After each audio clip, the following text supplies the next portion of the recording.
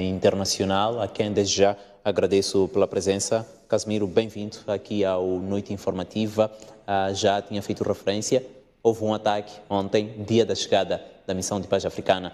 Mesmo antes de olharmos para este ataque havido ontem, qual é o espaço que há para esta Missão de Paz Africana ter sucessos na pretensão de mediar este conflito que dura mais de um ano e que tem impacto em todo o mundo?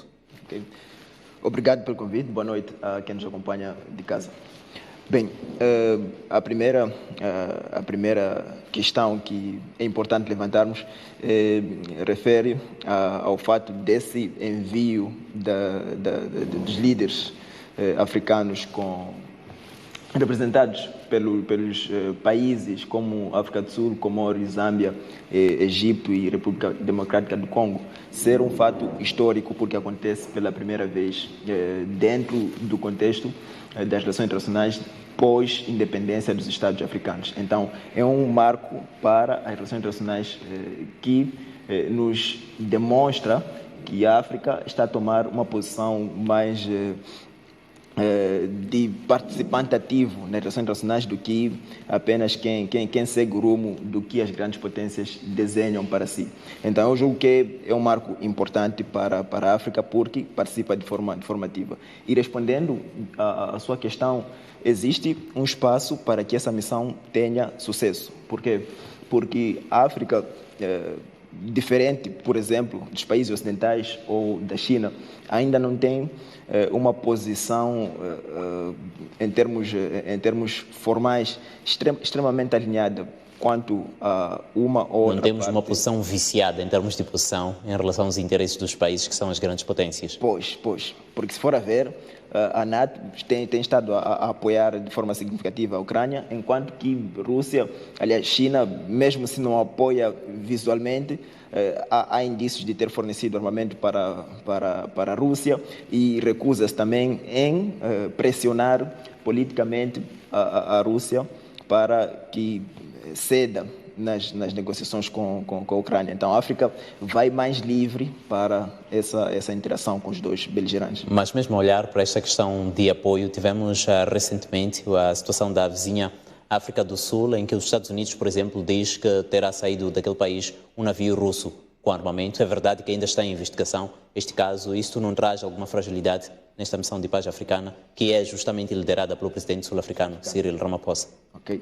Bem, eu julgo que não traz fragilidade, porque a acusação dos Estados Unidos ainda sem prova, e depois aí podemos fazer um parênteses só para esclarecer a não prova da acusação dos Estados Unidos. Se lembrarmos que também acusaram o Iraque e não provaram, nós podemos fazer uma inferência de que pode ser uma acusação também sem fundamento para o caso da África do Sul. Então vamos esperar até que haja alguma prova.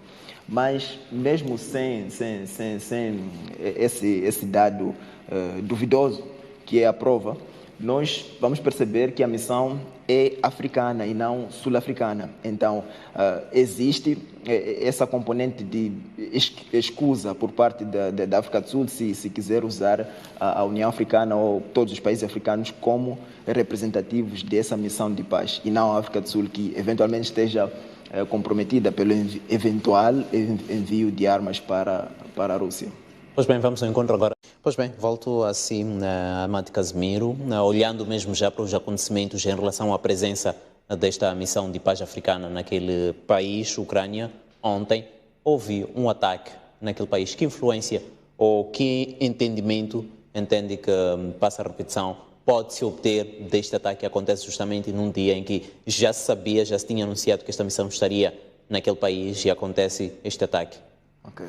Bem, para fenômenos complexos como um ataque face à presença de líderes africanos na Ucrânia, dificilmente existem respostas simples, mas eu havia de adiantar duas respostas simples. Se nós percebermos ataques como tendo vindo da Rússia, é uma mensagem de que a Rússia não está interessada em negociar com a Ucrânia. Este, aliás, foi o posicionamento da própria Ucrânia em relação a este ataque. Esse ataque. Então, se nós tivermos provas e tivermos evidências de que o ataque veio da Rússia, propositado pelo governo russo, podemos assumir que a mensagem é de que a Rússia não está interessada em negociar com a Ucrânia. Por que vamos assumir isso? Porque está na Ucrânia uma delegação que vem em missão de paz e que depois da Ucrânia vai para a Rússia. Então, se há um ataque para o território onde está a acolher uma delegação que procura fazer esforços para o alcance da paz entre Rússia e Ucrânia, nós podemos assumir que a mensagem é essa, que nós não queremos paz.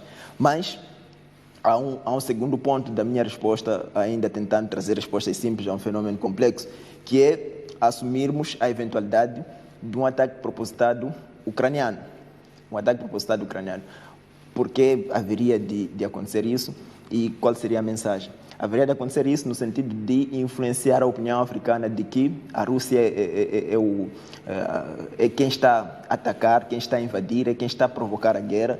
E, sendo a Rússia quem está a atacar, quem está a invadir, quem está a provocar a guerra, é necessário que os Estados africanos que foram para a Ucrânia e depois irão para a Rússia, pressionem a Rússia a parar com a guerra de acordo com os objetivos de paz ucranianos, porque a Rússia é quem está a efetuar os ataques. Então, esses dois pontos podiam começar a esclarecer o significado dos ataques que houve quando os presidentes africanos e os enviados africanos estiveram na Ucrânia.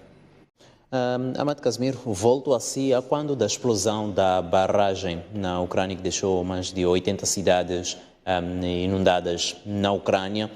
Trouxemos aqui no Noite Informativa um debate e a dado momento levantava-se a possibilidade de estes ataques não serem só ataques que envolvem os dois países, a Rússia e a Ucrânia, mas também os apoiantes poderiam ter interesses, daí haver situações até de ataques. Qual é o risco de, neste caso, trouxe duas probabilidades: a própria Rússia não estar interessada numa missão de paz, ou a Ucrânia até estar interessada, mas querer que se entenda que a Rússia é que não quer esta paz, levantando uma estratégia de ser ela própria a se auto-atacar. Entretanto, em relação aos parceiros, aos apoiantes de cada lado das duas partes beligerantes, qual é o risco de ter sido uma dessas partes a protagonizar o ataque havido ontem, a quando da chegada da missão africana de paz? Bom, qual é o risco? Eu julgo que é um risco real, porque falou do ataque à barragem, por exemplo, para contextualizar toda essa questão, e eu havia de voltar mais um bocado para a história e lembrar a explosão do Nord Stream 2, pois. E com a explosão do Nord Stream 2, a primeira indicação que os países ocidentais tiveram é de que deveriam acusar a Rússia de ter feito a explosão.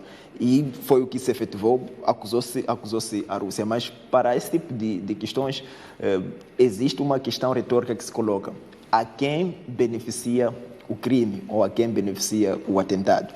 E se nós nos perguntarmos isso para o caso da barragem, provavelmente vai ser um bocado mais fácil responder, porque se tiverem sido os países ocidentais a efetuarem o ataque para Kiev, quando os líderes africanos estiveram lá, e esse ataque pareceu ter vindo da Rússia, há de haver uma perspectiva por parte dos líderes africanos sobre a Rússia.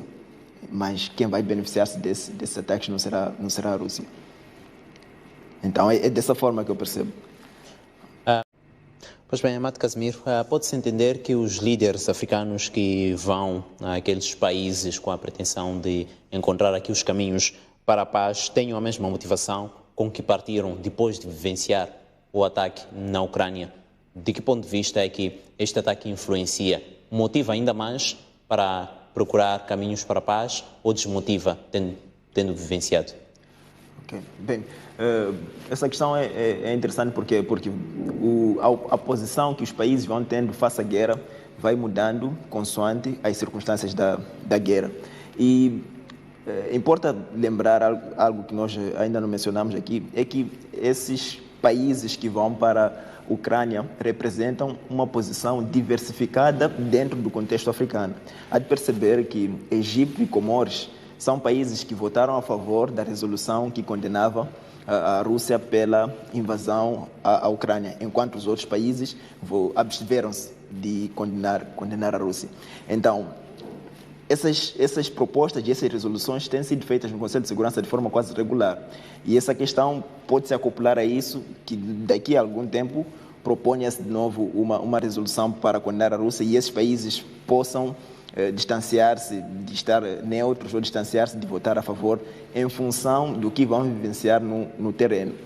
E o que vai suceder é que a perspectiva desses países vai mudar também consoante ao que vai ser discutido com Vladimir Putin. Então, se depois de vivenciarem o que vivenciaram na Ucrânia, o ataque, forem para a Rússia, vão para a Rússia agora no sábado, e perceberem... Já estão na Rússia, pois hoje é sábado. Perceberem que, da palavra de Vladimir Putin, que não foi Vladimir Putin a efetuar o ataque, vão ter uma posição de surpresa, uma posição de não condenar de forma veemente a Rússia, porque tiveram ouvido uma explicação diferente da Ucrânia. Então, é possível que a posição desses países mude consoante as explicações que vão ter dos líderes, que tiveram do líder ucraniano e do líder russo.